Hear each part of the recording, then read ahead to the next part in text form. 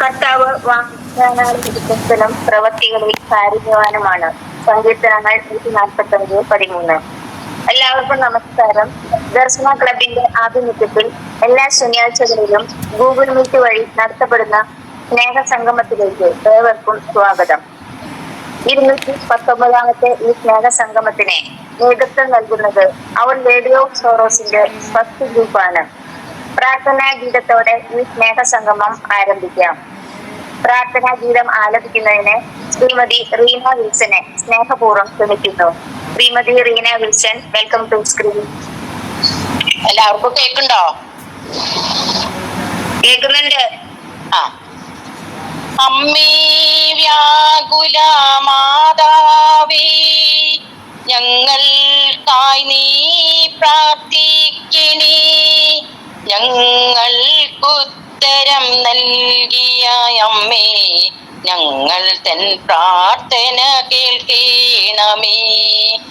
അമ്മേ, ഞങ്ങൾ കണ്ണീരിൻ കടലിൽ അകപ്പെട്ട നേരം സ്വാന്തനമേകി നീ തലോടിയും ഞങ്ങൾക്കാശ്വാസം നൽകിയമ്മ. ഏഴു വ്യാകുലം സഹിച്ചൊരമ്മേ, ഞങ്ങതൻ തിരുമുറിവുകളിൽ നിൻ സ്നേഹമെന്നും ജ്വലിച്ചിടട്ടെ.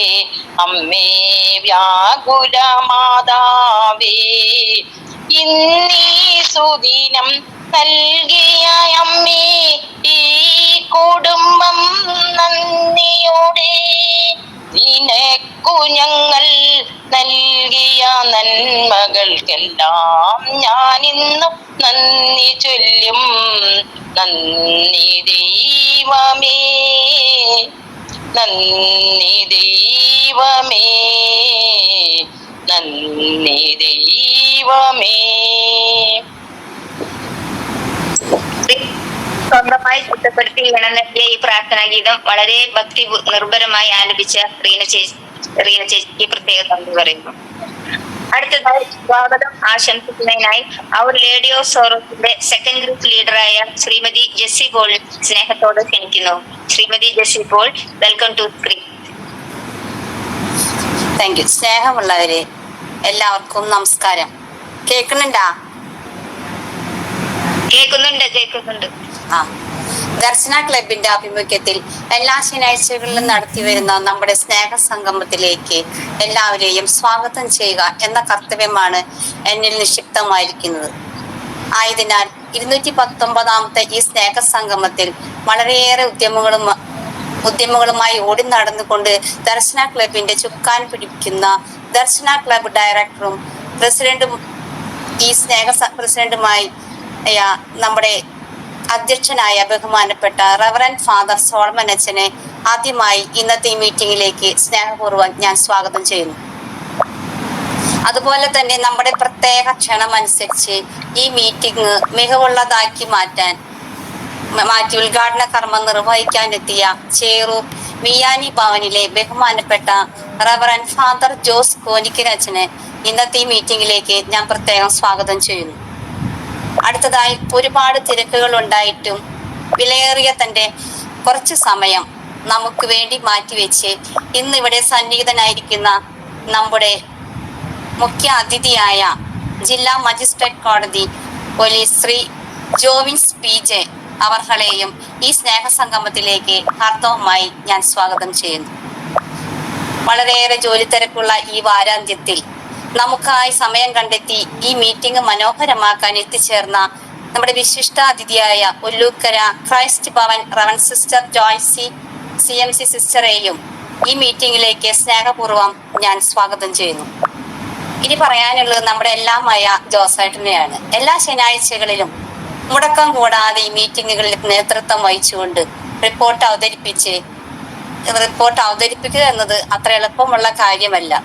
എന്നിട്ടും ദർശനയുടെ ഓരോ സംരംഭങ്ങളും വളരെ ഭംഗിയായും കൃത്യമായും ഓരോ ഗ്രൂപ്പുകൾക്കും വേണ്ട എല്ലാ നിർദ്ദേശങ്ങളും നൽകുകയും റിപ്പോർട്ട് അവതരിപ്പിക്കുകയും ചെയ്യുന്ന ശ്രീമാൻ കൊരട്ടി ജോസ് ചേട്ടനെയും ദർശനയുടെ ഈ മീറ്റിംഗിലേക്ക് ഞാൻ വളരെ സ്വാഗതം ചെയ്യുന്നു. ഹൃദയപൂർവ്വം സ്വാഗതം ചെയ്യുന്നു. ദർശനയുടെ ഓരോ നീക്കവും വളരെ തന്മയത്വത്തോടെ പരസ്യപ്പെടുത്തുന്ന PRO പീയൂസ് കോട്ടപ്പുറത്തിനെയും ദർശന സെക്രട്ടറിയായി എല്ലാ സംരംഭങ്ങൾക്കും ഓടി നടന്ന് പ്രയത്നിക്കുന്ന സെക്രട്ടറി മിനി ഔസേപ്പിനെയും ഈ മീറ്റിംഗിലേക്ക് പ്രത്യേകം സ്വാഗതം ചെയ്യുന്നു. അതോടൊപ്പം ഇന്ന് നടന്നുകൊണ്ടിരിക്കുന്ന ഈ മീറ്റിംഗിൽ അവതരണം നടത്തുന്ന അവർ ലേഡി ഓഫ് സോറോസിന്റെ ലീഡർ പ്രിൻസി ചാക്കിയെയും ഈ മീറ്റിംഗിലേക്ക് ഞാൻ സ്വാഗതം ചെയ്യുന്നു. പ്രാർത്ഥനകാലം ആലപിച്ച ശ്രീമതി റീന വിൽസനെയും നന്ദി അർപ്പിക്കാനിരിക്കുന്ന ശ്രീമതി ജാൻസി വർഗീസിനെയും ഈ ഓൺലൈൻ മീറ്റിംഗിലേക്ക് സ്നേഹപൂർവ്വം ഞാൻ സ്വാഗതം ചെയ്യുന്നു. ഇനി പറയാനുള്ളത് നമ്മുടെ നല്ലവരായ ഗ്രൂപ്പാംഗങ്ങളോടാണ്. സ്വന്തം കഴിവുകൾ മനസ്സിലാക്കി സ്വയം മുന്നേറി പരിശ്രമിച്ചുകൊണ്ടിരിക്കുന്നവർക്ക് വിജയം സുനിശ്ചിതമാണ്. ആ കാര്യം നന്നായി വ്യക്തമായി തിരിച്ചറിഞ്ഞ് പ്രവർത്തിച്ചു വരുന്ന നമ്മുടെ ദർശന ക്ലബിലെ ഓരോ ഗ്രൂപ്പ് അംഗങ്ങളെയും സ്വാഗതം പറയുന്നതോടൊപ്പം ഈ പൊന്നോണ നാളിൽ ഐശ്വര്യവും സമൃദ്ധിയും ഏവർക്കും ഉണ്ടാവട്ടെ എന്ന് ആശംസിച്ചുകൊണ്ട് എല്ലാവരെയും ഒരിക്കൽ കൂടി സ്വാഗതം ചെയ്തുകൊണ്ടും നിർത്തുന്നു. നന്ദി, നമസ്കാരം. വളരെ നന്നായി ഈ മീറ്റിംഗിൽ പങ്കെടുക്കുന്ന ഓരോരുത്തരെയും സ്വാഗതം ചെയ്ത ജെസ്സി പോളിനെ പ്രത്യേകം നന്ദി പറയുന്നു. അടുത്തതായി റിപ്പോർട്ട് അവതരിപ്പിക്കുന്നതിനായി ശ്രീ ജോസേട്ടൻ കൊരട്ടിയെ സ്നേഹപൂർവ്വം ക്ഷണിക്കുന്നു. ജോസേട്ട, വെൽക്കം ടു ദ സ്ക്രീൻ. കേൾക്കാലോ? കേൾക്കാം. ഇന്നത്തെ മീറ്റിംഗ് സംഘടിപ്പിച്ചിരിക്കുന്ന അവർ ലേഡി ഓഫ് സോറോസിന്റെ ഫസ്റ്റ് ഗ്രൂപ്പാണ്. അടുത്ത ആഴ്ച 6-ാം തീയതി അവർ ലേഡി ഓഫ് സോറോസിന്റെ സെക്കൻഡ് ഗ്രൂപ്പാണ് നടത്തുന്നത്. ഇന്ന് ഇത് കഴിഞ്ഞ് കഴിയുമ്പോൾ നമുക്ക് നറുക്കെടുപ്പ് ഉണ്ടായിരിക്കുന്നതാണ്. 2017 ഡിസംബർ 10 ദർശന ക്ലബ്ബ് തൃശ്ശൂരിൽ ആരംഭം കുറിച്ചു. തുടർന്ന് 4 വർഷങ്ങൾക്ക് ശേഷം 2022 ജനുവരി 19-ാം തീയതി ദർശന ക്ലബ്ബ് ദർശന സർവീസ് സൊസൈറ്റി എന്ന പേരിൽ രജിസ്റ്റർ ചെയ്യപ്പെടുകയുണ്ടായി. ദർശന ക്ലബ്ബ് ദർശന സർവീസ് സൊസൈറ്റിയുടെ യൂണിറ്റായി പ്രവർത്തിച്ചു വരുന്നു. 2024 ജനുവരി 19-ന് ദർശന ക്ലബ്ബ് രജിസ്ട്രേഷൻ ചെയ്യപ്പെട്ടു. ദർശന സർവീസ് സൊസൈറ്റി ഇന്ത്യ മുഴുവൻ മുഖ്യമായും ഭിന്നശേഷിക്കാരുടെ സർവോന്മുഖ പുരോഗതിക്ക് വേണ്ടി മറ്റ് പാർശ്വവൽക്കരിക്കപ്പെട്ടവരും അവഗണിക്കപ്പെട്ടവരുമായ വ്യക്തികളുടെ ക്ഷേമപ്രദത്തിനു വേണ്ടിയും പ്രവർത്തിച്ചുകൊണ്ടിരിക്കുന്നു. ക്രിക്കറ്റിന് വേണ്ടി കാഴ്ചപ്പരിമിന്റെ 3 ടീമുകൾ, പൂർണ്ണ കാഴ്ചപ്പരിമിന്റെ ഫുട്ബോൾ ടീം, ഭാഗിക കാഴ്ചപ്പരിമിന്റെ ഫുട്ബോൾ ടീം പ്രവർത്തിച്ചു വരുന്നു. കാഴ്ചപ്പരിമിന്റെ ശിങ്കാരിമേള ടീം, ഓർക്കസ്ട്ര ടീം, അവിടെ തന്നെ ഫ്യൂഷൻ ടീം, നാടൻ പാട്ട് എന്നിവ എടുത്തു പറയത്തക്ക ശ്രദ്ധേയമായ പ്രോഗ്രാമുകളാണ്. കൂടാതെ കാഴ്ചപ്പരിമിതർക്ക് വേണ്ടിയുള്ള ചെസ്സും ഡ്രാമ ടീമും പ്രവർത്തിച്ചു വരുന്നു. ദർശന സ്വിമ്മിംഗ് ടീം കാഴ്ചപ്പരിമിതർക്കും ചലനപരിമിതർക്കും ഉയരം കുറവുള്ളവർക്കും സ്ത്രീ പുരുഷ ഭേദമന്യേ നീന്തൽ പരിശീലനം നൽകുകയും ജില്ലാ, സംസ്ഥാന, ദേശീയ തലങ്ങളിലേക്ക് മത്സരങ്ങൾക്കായി പ്രാപ്തരാക്കുകയും ചെയ്യുന്നു. ദർശന വീൽചെയർ ബാസ്കറ്റ്ബോൾ ടീം ചലനപരിമിതർക്ക് വേണ്ടി സ്പോർട്സ് വീൽചെയർ ഉപയോഗിച്ചുകൊണ്ട് സ്ത്രീ പുരുഷ ഭേദമന്യേ ബാസ്കറ്റ്ബോൾ പരിശീലിപ്പിക്കുകയും സംസ്ഥാന, ദേശീയ തലങ്ങളിലേക്ക് സജ്ജരാക്കുകയും ചെയ്യുന്നു. ഗ്ലോറിയ ഗ്രൂപ്പ് ചലനപരിമിതർക്ക് പാട്ടുകൾ പാടുന്നതിനും മാനസിക ഉല്ലാസത്തിനും ബുദ്ധി വളർച്ചയ്ക്കും വേണ്ട കാര്യങ്ങൾ ഈ ഗ്രൂപ്പിലൂടെ നടത്തി വരുന്നു. മത്സരത്തിൽ പങ്കെടുക്കുന്ന വിജയികൾക്ക് ക്യാഷ് പ്രൈസ് നൽകി വരുന്നു. തിരുഹൃദയ ഗ്രൂപ്പ് ചലനപരിമിതർക്കും ക്ലബ് രോഗികൾക്കും പ്രാർത്ഥനയുടെ ആശ്വാസം നൽകുന്ന ഒരു ഗ്രൂപ്പാണ്. പ്രാർത്ഥനയോടൊപ്പം തന്നെ പരസ്പരം വേദനകൾ പങ്കുവയ്ക്കുവാനും സാമ്പത്തികമായി പിന്നോക്കം നിൽക്കുന്നവരെ സഹായിക്കുകയും ചെയ്യുന്ന ഗ്രൂപ്പാണ്. ദർശന ലിറ്റിൽ ബ്രദറൻ ഗ്രൂപ്പ് ഉയരം കുറഞ്ഞവർക്ക് വേണ്ടിയുള്ള ഗ്രൂപ്പാണിത്. ഇതിലൂടെ അവരുടെ മാനസിക, ശാരീരിക വേദനകൾ പരസ്പരം പങ്കുവയ്ക്കുവാനും കലാകായിക, വിദ്യാഭ്യാസ മേഖലയിൽ ശ്രദ്ധ പതിപ്പിക്കാൻ വേണ്ടിയുള്ള ഗ്രൂപ്പാണ്. മാർഗദർശികളുടെ കൂട്ടായ്മ ദർശന ക്ലബിന്റെ ചാനലിലൂടെ മാർഗദർശികളുടെ അഭിമുഖത്തിൽ പങ്കെടുത്ത വ്യക്തികളുടെ കൂട്ടായ്മയാണ്. ഈ അഭിമുഖത്തിൽ കാഴ്ചപരിമിതരും ചലനപരിമിതരും ഉയരം കുറഞ്ഞവരുമായിട്ടുള്ള 439 വ്യക്തികൾ പങ്കെടുക്കുകയുണ്ടായി. അവർ ലേഡി ഓഫ് സോറോസ് വിധവകളായി വീട്ടിൽ കഴിയുന്ന വ്യക്തികളുടെ കൂട്ടായ്മയാണ് വ്യാകുല മാതാവിന്റെ കൂട്ടായ്മ. ഈ കൂട്ടായ്മയിലൂടെ അവരുടെ മാനസിക, ശാരീരിക വിഷമങ്ങൾ പങ്കുവയ്ക്കുവാനും പ്രാർത്ഥനയിലൂടെ ദൈവാനുഗ്രഹം പ്രാപിക്കുന്നതിനും ധൈര്യം സംഭരിക്കുന്നതിനും പ്രവർത്തിച്ചു വരുന്നു.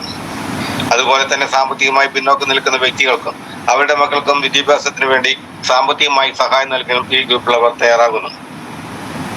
ദർശന യൂട്യൂബ് ചാനൽ 2020 ഏപ്രിൽ മാസത്തിൽ ആരംഭിച്ച ദർശന ക്ലബ് യൂട്യൂബ് ചാനൽ ഭിന്നശേഷിക്കാരുടെ അഭിമാനമായി ചാനലായി മാറിക്കഴിഞ്ഞിരിക്കുന്നു. 10,000-ൽ പരം സബ്സ്ക്രൈബേഴ്സ് ഇതിലുണ്ട്. ദർശന ക്ലബിന്റെ യൂട്യൂബ് ചാനലിലൂടെ ഭിന്നശേഷിക്കാരുടെ കലാവാസനകൾ പ്രകടമാക്കുന്നതിനും കനവെന്ന പ്രോഗ്രാം, ആത്മീയമായി ഉന്നമനത്തിനുള്ള ക്ലാസുകൾ, സമകാലിക വാർത്തകൾ, സ്നേഹസംഗമം തുടങ്ങിയ നിരവധിയായ പ്രവർത്തനങ്ങൾ യൂട്യൂബ് ചാനലിലൂടെ പ്രവർത്തിച്ചു വരുന്നു. കൂടാതെ വർഷത്തിലൊരിക്കൽ ഇരിങ്ങാലക്കുട ക്രൈസ്റ്റ് കോളേജിൽ അത്ലറ്റ് മീറ്റും എല്ലാ വിഭാഗത്തിൽപ്പെട്ടവർക്ക് പഞ്ച ഗുസ്തി മത്സരവും പടകുംപതി മത്സരവും നടത്തി വരുന്നു. ഭിന്നശേഷിക്കാർക്ക് വേണ്ടി വിനോദയാത്രകളും ഉപജീവനാർത്ഥം സ്വയം വേണ്ടി പരിശീലനങ്ങളും അവസരങ്ങളും സജ്ജമാക്കുന്നു. ദർശനയുടെ പ്രവർത്തനങ്ങൾക്ക് സാമ്പത്തികമായി സഹായിക്കുന്നതിന് സുമനസ്സുകളായ വ്യക്തികളെ DSS ദർശന ഫ്രണ്ട്സ് ഗ്രൂപ്പും പ്രവർത്തിച്ചു വരുന്നു. ദർശനയുടെ പ്രവർത്തനങ്ങൾക്ക് ന്യൂനതവും ക്രിയാത്മകവുമായ ചിന്തകൾ പങ്കുവയ്ക്കുവാനും ഊർജ്ജസ്വലമായി പ്രവർത്തിക്കുന്നതിനും വേണ്ടി ഒരു ഉപദേശ സമിതിയും പ്രവർത്തിച്ചു വരുന്നു. സ്നേഹസംഗമം എല്ലാ ശനിയാഴ്ചകളിലും ഉച്ചയ്ക്ക് 1:30 ദർശന ക്ലബ് ഓൺലൈനിൽ സ്നേഹസംഗമം കൂട്ടായ്മ നടത്തി വരുന്നു. ഈ സ്നേഹസംഗമത്തിൽ പങ്കെടുക്കുന്ന മത നേതാക്കളിലൂടെ ഉദ്ഘാടനം ചെയ്യപ്പെടുന്ന മോട്ടിവേഷൻ ക്ലാസുകളും സർക്കാരിന്റെ വിവിധ ഡിപ്പാർട്ട്മെന്റുകളിൽ വരുന്ന വ്യക്തികളുടെ മുഖ്യ പ്രഭാഷണങ്ങളും ഡിപ്പാർട്ട്മെന്റുകളെ പറ്റി പരിചയപ്പെടുത്തലുകളും സമൂഹത്തിന്റെ മുന്നിലുള്ള വ്യക്തികളുടെ പ്രസംഗങ്ങളും ഈ പ്രോഗ്രാമിൽ നടത്തി വരുന്നു. റിപ്പോർട്ട്.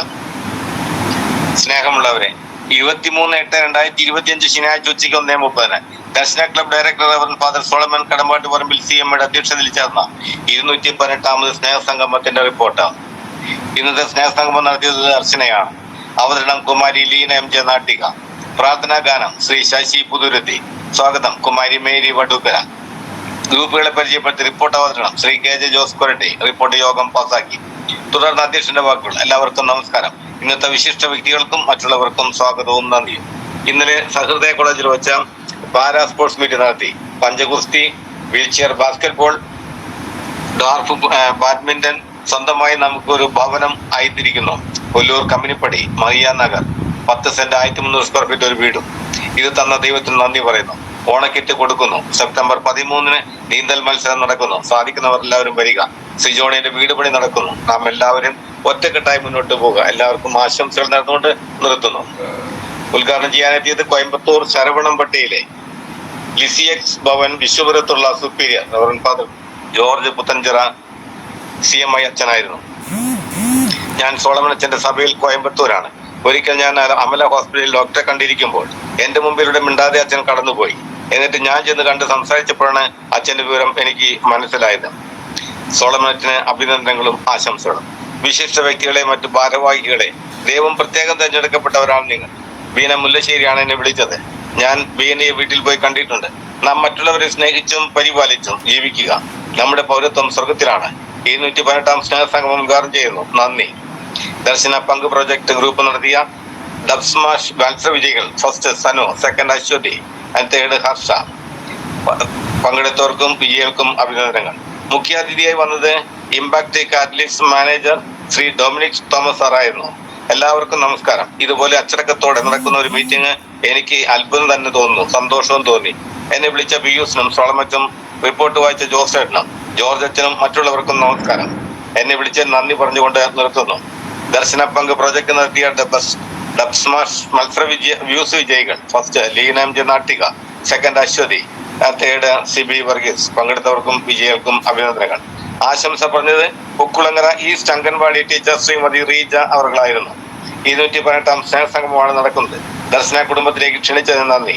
അച്ഛന്റെ വാക്കുകൾ മോട്ടിവേഷൻ ആയിരുന്നു. എല്ലാവരും പോസിറ്റീവ് ആയിരിക്കുന്നു. ജോർജ് അച്ഛന്റെ നല്ല വാക്കുകൾ, ഡൊമിനിക് സാറിന്റെ വാക്കുകൾ, ആശംസകൾ. ലീന ഈ ആരവത്തിലൂടെയാണ് ഞാൻ കണ്ടുമുട്ടിയിരിക്കുന്നത്. ദർശന കുടുംബാംഗങ്ങൾക്ക് നന്ദി. മത്സര വിജയികൾക്ക് നന്ദി പറഞ്ഞുകൊണ്ട് നിർത്തുന്നു. നന്ദി. ഇന്ന് ജന്മദിനം ആഘോഷിച്ചത് കുമാരി LC പുത്തൻ വേലിക്കര. എന്റെ ആങ്ങളെ മരിച്ചിട്ട് 21 ദിവസമായിട്ടുള്ളത് കൊണ്ട് ആഘോഷം ഉണ്ടായില്ല എന്ന് പറഞ്ഞു. എങ്കിലും എല്ലാവരും ആശംസകൾ നേർന്നു. യോഗാവസാനം നന്ദി പറഞ്ഞത് ശ്രീ പിയൂസ് KP കോട്ടപ്പുറം. യോഗം അവസാനിച്ചു. ഈ റിപ്പോർട്ട് അംഗീകാരത്തിനായി സമർപ്പിക്കുന്നു. റിപ്പോർട്ട് പാസ്സാക്കല്ലേ?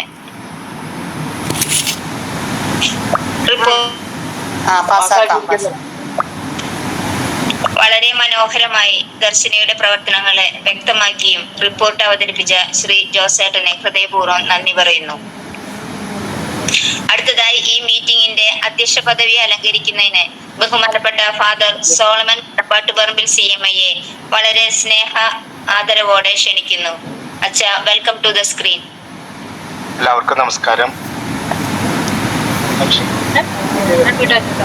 എല്ലാവർക്കും നമസ്കാരം.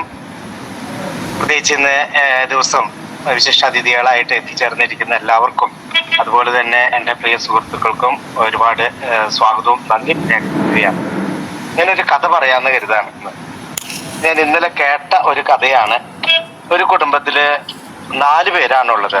അമ്മയും അപ്പനും ഒരു ആൺകൊച്ചും ഒരു പെൺകൊച്ചും. ഈ ആൺകൊച്ചു ഒത്തിരിയേറെ വളർന്നു. പക്ഷെ ഒന്നും അധ്വാനിക്കാനായിട്ട് മനസ്സില്ല അവന്.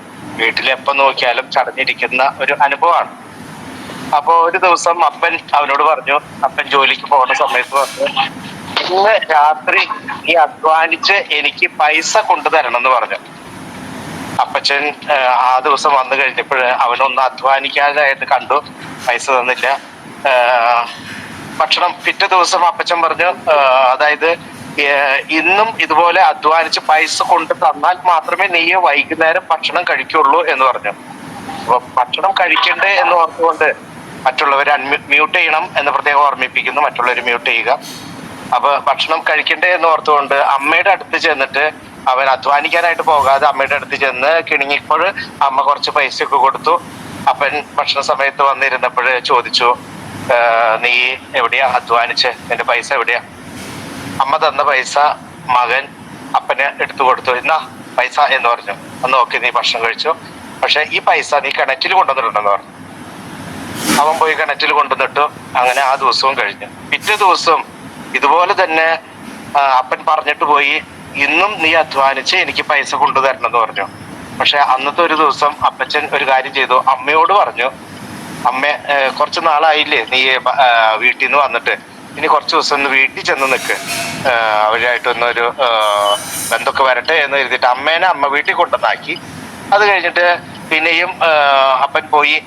വൈകുന്നേരം ആയിപ്പോയിക്കും അപ്പൻ ഭക്ഷണ സമയത്തിന് ഇരുന്നു. അപ്പൊ അവനോട് ചോദിച്ചു, എവിടെയാണ് നിന്റെ പൈസ?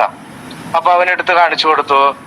അപ്പോൾ അപ്പന് മനസ്സിലായി ഇത് പെങ്ങളുടെ കയ്യിൽ നിന്ന് അടിച്ചു മാറ്റിയ പൈസയാണ്, അതുകൊണ്ട് നീ ഇന്ന് ഭക്ഷണം കഴിച്ചോ, പക്ഷെ പൈസ നീ കിണറ്റിൽ കൊണ്ടുവന്നിട്ടുണ്ടെന്ന് പറഞ്ഞു. കിണറ്റിൽ അവൻ പോയി കൊണ്ടുപോയി ഇട്ടു. അപ്പൊ ഭയങ്കര തുള്ളിച്ചാടി അവൻ ആ പൈസ കൊണ്ട് കിണറ്റിൽ അപ്പം പറഞ്ഞതനുസരിക്കാമെന്നുള്ള രീതിയിൽ അങ്ങനെ അന്നും കഴിഞ്ഞു പോയി. പിറ്റേ ദിവസം കാലത്ത് പെങ്ങളുടെ അമ്മ വീട്ടിലേക്ക് പറഞ്ഞു വിട്ടിട്ട് പറഞ്ഞു, നീ 4 ദിവസം കഴിഞ്ഞിട്ട് വന്നാൽ മതി എന്ന് പറഞ്ഞു. അങ്ങനെ ആ പെങ്ങളെയും പറഞ്ഞു വിട്ടു. എന്നിട്ട് അവനോട് പറഞ്ഞു, ഇന്നും നീ പൈസ കണ്ടെത്തി ഇവിടെ കൊണ്ടു തന്നിരിക്കണം, എങ്കിൽ മാത്രമേ ഭക്ഷണം ഉണ്ടാവുള്ളൂ എന്ന് പറഞ്ഞു. അങ്ങനെ വൈകുന്നേരം വന്നു കഴിഞ്ഞപ്പോൾ എങ്ങനെയെങ്കിലും പൈസ സംഘടിപ്പിക്കണമല്ലോ എന്ന് ഓർത്തുകൊണ്ട് ഇവൻ ചന്തയിൽ ചെന്ന് നിന്നു. അങ്ങനെ അവൻ അധ്വാനിക്കാനായിട്ട് ഒരു സഹോദരൻ വന്നു, അവന്റെ പാണ്ടകെട്ടൊക്കെ ഒന്ന് അപ്പുറത്തെത്തിക്കുക എന്നുള്ളതായിരുന്നു. അങ്ങനെ അവന് കുറച്ച് പൈസ കിട്ടി. അത് കൊണ്ടുവന്ന് അവന്റെ കിശിൽ വെച്ചു. അപ്പൻ വന്നപ്പോൾ ഭക്ഷണത്തിന് മുമ്പായിട്ട് അപ്പൻ ചോദിച്ചു, എവിടെയാ നിന്റെ പൈസ? അപ്പന്റെ കയ്യിലേക്ക് ഈ പൈസ എടുത്തു കൊടുത്തിട്ട് പറഞ്ഞു, ഇന്ന പൈസ. അപ്പം പറഞ്ഞു, നീ ഭക്ഷണം കഴിച്ചോ, പക്ഷെ കിണറ്റില് പൈസ കൊണ്ടുവന്നിടാൻ പറഞ്ഞു. അപ്പൊ അവൻ ചൂടായി. ഞാൻ അധ്വാനിച്ച പൈസയാണ്, ഞാനിത് കിണറ്റിൽ കൊണ്ടുവന്നിടാനായിട്ട് ഞാൻ ഉദ്ദേശിക്കുന്നില്ല. പ്രിയപ്പെട്ടവര്, ഞാൻ പറയാൻ വന്നത്, നമ്മളൊക്കെ അധ്വാനിക്കുമ്പോഴേ അതിന് വില കാണുള്ളൂ. വല്ലവരുടെ കയ്യിൽ നിന്ന് നമ്മൾ എന്തെങ്കിലും പറ്റുകയാണെങ്കിൽ അത് അധ്വാനത്തിന്റെ ഫലം അല്ലാതാവുമ്പോഴേ നമ്മള് ഉത്തരവാദിത്വ ബോധമില്ലാതെ നമ്മൾ പ്രവർത്തിക്കും. അധ്വാനിക്കുമ്പോഴേ അതിന് വില കാണാനായിട്ട് നമുക്ക് സാധിക്കുള്ളൂ. അധ്വാനിച്ചപ്പോഴാണ് അവന് അതിന്റെ വില മനസ്സിലായതും സ്വന്തമായി പൈസയാണെന്നുള്ളത് മനസ്സിലായതും. കിണറ്റിൽ കൊണ്ടുവന്നിടാൻ പറഞ്ഞപ്പോൾ അധ്വാനത്തിന്റെ ഫലം ഞാൻ അങ്ങനെ വെറുതെ കളയില്ല എന്നുള്ളൊരു ചിന്തയോട് കൂടിയിട്ട് അവൻ അത് സമ്പാദിച്ചു വെക്കാനായിട്ട് തുടങ്ങി. പ്രിയപ്പെട്ടവര്, നമ്മളെല്ലാവരും അതുപോലെ ആകണം എന്നുള്ളതാണ് ഉദ്ദേശിക്കുന്നത്. ഉത്തരവാദിത്വ ബോധത്തോടുകൂടി അധ്വാനത്തോടുകൂടി നമ്മൾ ജീവിക്കണം. പലപ്പോഴും നമുക്ക് ചില സംഭാവനകളൊക്കെ നമുക്ക് ലഭിക്കുമായിരിക്കാം. പക്ഷെ ആ സംഭാവനകളിൽ ഞാനാണ് സർവസ്വം നേടി, ഞാൻ ഇത്രയൊക്കെ സമ്പാദിച്ചല്ലോ എന്ന് പറയാനായിട്ട് നമുക്ക് അധികാരമില്ല, അവകാശമില്ല. അപ്പൊ നമ്മൾ അധ്വാനിക്കണം, എങ്കിൽ മാത്രമേ ആ വിയർപ്പിന്റെ വിലയായിട്ട് നമ്മൾ ഭക്ഷിക്കുമ്പോഴേ അതിൻ്റെതായ മൂല്യം നമുക്ക് തോന്നുകയുള്ളൂ.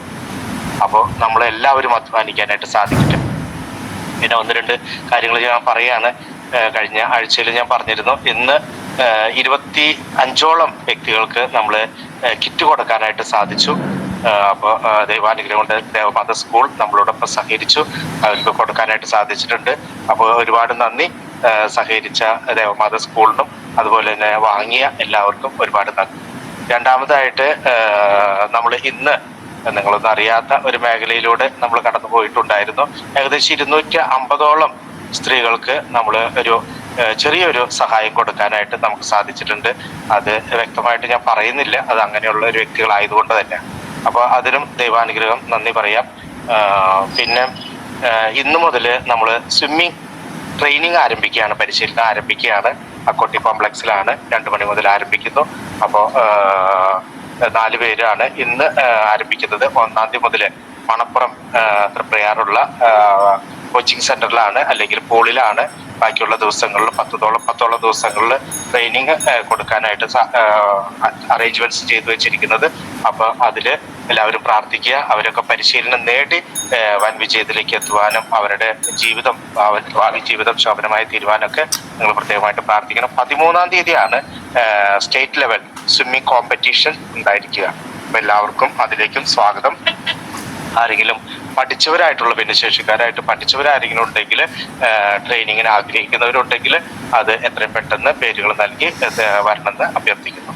ആൽഷി ആയിരിക്കും അതിന്റെ PM ആയിട്ട് പ്രൊജക്ട് മാനേജറായിട്ട് നിലനിൽക്കുക. അപ്പോൾ ആൽഷിയാണ് കുട്ടികളെ കൊണ്ടുപോകും പഠിപ്പിക്കും ഒക്കെ ചെയ്യുന്നത്. അപ്പോൾ ഒരുപാട് നന്ദി. എല്ലാവരും ഇതിനോടൊപ്പം സഹകരിക്കുന്നതിന്. ഏകദേശം 15 മുതൽ 20 വരെ കുട്ടികൾ നമുക്ക് പ്രാവശ്യം ഉണ്ട് എന്നുള്ളതാണ് സ്റ്റേറ്റ് ലെവൽ കോമ്പറ്റീഷന് വേണ്ടിയിട്ട് ഒരുങ്ങുന്നവര്. അപ്പോൾ ഓക്കെ. അപ്പോൾ എല്ലാവർക്കും ഒരുപാട് നന്ദി. സ്നേഹസംഗമത്തിൽ പങ്കെടുക്കുന്ന എല്ലാവർക്കും ഇന്നേ ദിവസത്തിന്റെ എല്ലാവിധ മംഗളങ്ങളും ആശംസകളും നേർന്നുകൊള്ളുന്നു. Thank you. നല്ലൊരു കഥയിലൂടെ അധ്വാനത്തിന്റെ പ്രാധാന്യം മനസ്സിലാക്കി തന്ന അച്ഛന്റെ ഓരോ വാക്കുകളും ദർശന കുടുംബത്തിലെ ഓരോ അംഗങ്ങൾക്കും പ്രചോദനമാകട്ടെ. താങ്ക് യു അച്ഛ, നല്ലൊരു സന്ദേശം നൽകിയതിന്. നമ്മുടെ കുറവുകളെ നിറവുകളാക്കുന്ന അച്ഛന്റെ ഓരോ പ്രവർത്തനങ്ങൾക്കും ഉപദേശങ്ങൾക്കും പ്രത്യേകം നന്ദി. അടുത്തതായി നമ്മുടെ ക്ഷണം സ്വീകരിച്ച് ഈ മീറ്റിംഗിന്റെ ഉദ്ഘാടന കർമ്മം നിർവഹിക്കാൻ റവറർ ഫാദർ ജോസ് കോനിക്കര. അച്ഛനെ പറ്റി പറയുകയാണെങ്കിൽ ജീവിതത്തിന്റെ നല്ല സമയം വിവിധ മേഖലകളിൽ ഇടവകളിലും സേവനമനുഷ്ഠിച്ചു സഭയ്ക്കും സമൂഹത്തിനും വേണ്ടി ഒത്തിരി കാര്യങ്ങൾ ചെയ്തു. ആരോഗ്യ സംബന്ധമായും പ്രാർത്ഥനയ്ക്കും വേണ്ടി കൂടുതൽ ശ്രദ്ധ ചെലുത്തുന്നതിന് ഭാഗമായി ഇപ്പോൾ ചേറൂരിലുള്ള ബിയാനി ഭവനത്തിൽ താമസിക്കുന്നു. ഏറ്റവും സ്നേഹത്തോടും അതിലേറെ ബഹുമാനത്തോടെയും അച്ഛനെ ഉദ്ഘാടനത്തിനായി ക്ഷണിക്കുന്നു. അച്ഛ, വെൽക്കം ടു ദ സ്ക്രീൻ.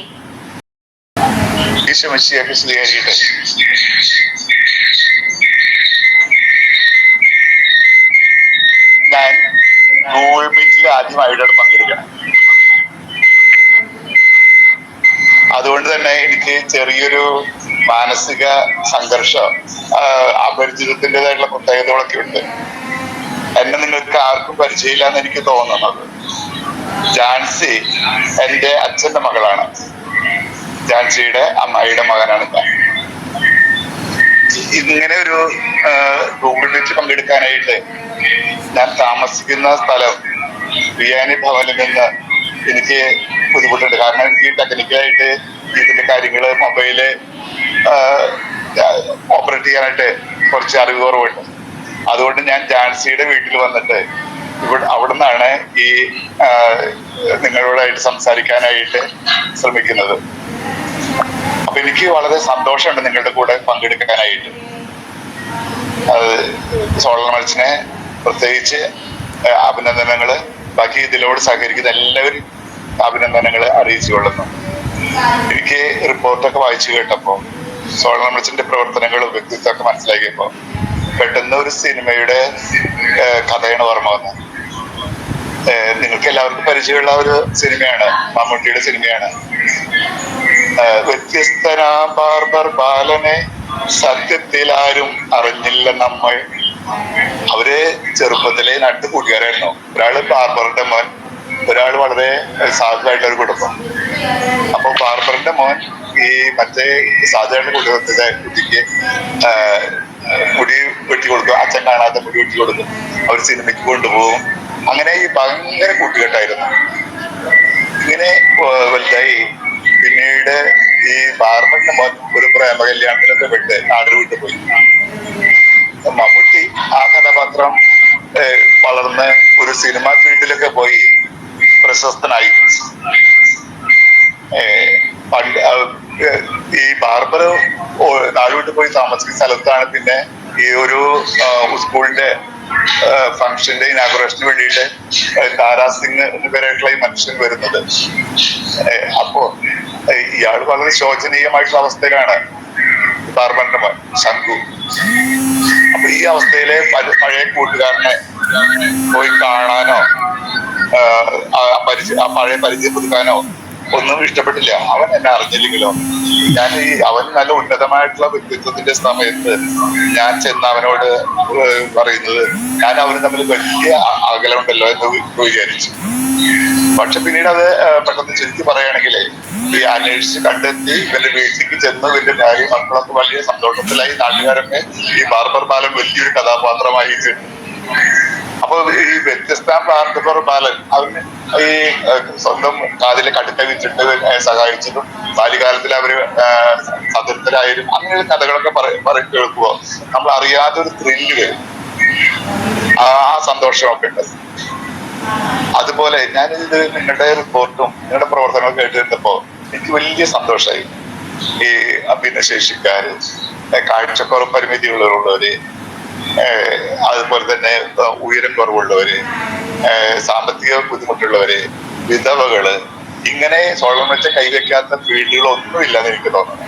എല്ലാ ഫീൽഡിലും കൈവച്ച് ഒരു തിളങ്ങുന്ന നക്ഷത്രമായിട്ട് സമൂഹത്തിൽ ചോദിക്കുന്നു.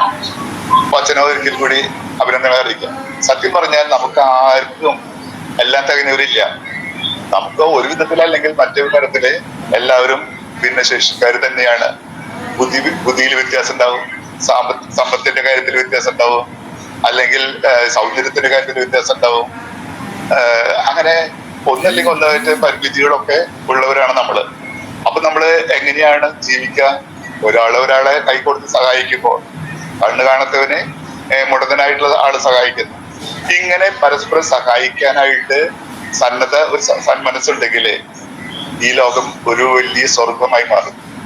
നേരെ മറിച്ച് പരസ്പരം കുറ്റം പറഞ്ഞു നിരാശപ്പെട്ടും ആകെ സങ്കടവും നിരാശയ്ക്ക് കഴിഞ്ഞാൽ ഇന്ന് നമ്മൾ ചുറ്റുപാടും കാണുന്ന മാധ്യമങ്ങളിൽ കാണുന്ന ആത്മഹത്യ, കൊലപാതകവും, കുതികാലുവെട്ടലും, അഴിമതികളും അങ്ങനെയൊക്കെ ആയിട്ട് അങ്ങനെ ജീവിതം നരകമായിട്ട് മാറും. നമുക്ക് നാമെ പണിവത് നാഗം നരകവും അതുപോലെ എന്ന് പറഞ്ഞു കേട്ടിട്ടില്ലേ? ഉള്ളൂരിന്റെ വരികളാണത്. അപ്പൊ ഈ സമൂഹത്തിലുള്ള താഴെ നരയിലുള്ളവര് അവരെയൊക്കെ കൈപിടിച്ച് ഉയർത്താനായിട്ടും അവരെ മുഖ്യധാരയിൽ കൊണ്ടുവരാനൊക്കെ ചെയ്യുന്ന പ്രവൃത്തി അത് തന്നെയാണ് ഒരു മാലാഖയുടെ പ്രവൃത്തി. അത് തന്നെയാണ് ദൈവത്തിന്റെ മഹത്വത്തിന് വേണ്ടി ചെയ്യുന്ന പ്രവൃത്തി. എന്നതൊക്കെ നമുക്ക് ഓരോരുത്തർക്കും അവനവന്റെ പരാതികളായിട്ട് അതിൽ അടയിരിക്കാം. പുരുഷകളില്ലാത്തൊരാരുമില്ല.